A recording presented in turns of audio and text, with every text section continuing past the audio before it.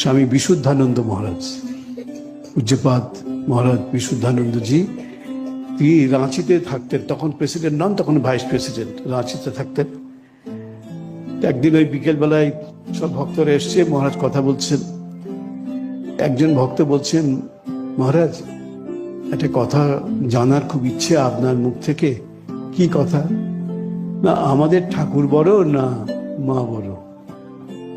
প্রশ্নটা ভালো করে খেয়াল করুন। আমাদের ঠাকুর বড় না মা যেন পরের বাড়ির কেউ? মা বড়।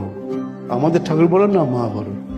মহারাজ শুনে বললেন, দেখো বাবু, তোমাদের ঠাকুর বড় কি আমাদের মা বড়? মায়ের মহারাজের উত্তরটাও দেখুন। দেখো বাবু, তোমাদের ঠাকুর বড় কি আমাদের মা বড় আমি বলতে পারবো। তবে একটা জিনিস বলছি, তোমরা নিশ্চয়ই জানো, তোমাদের ঠাকুর আমাদের মাকে পুজো করেছিলেন, সাষ্টাঙ্গের প্রণাম জানিয়েছিলেন, চরণে পুষ্পাঞ্জলি দিয়েছিলেন।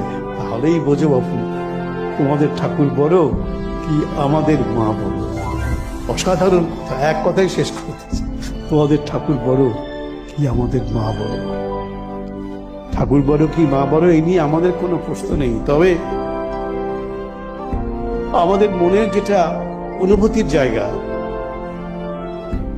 সেখান থেকে আমরা দেখি ঠাকুরকে তো ধরাছোঁয়ার বাইরে দেখেছি, ধরাছোঁয়া যায় না। কিন্তু মাকে তো আমরা যখন খুশি তখন ধরতে পারি, ছুঁতে পারি, ডাকতে পারি, বলতে পারি, সব আবদার করতে পারি।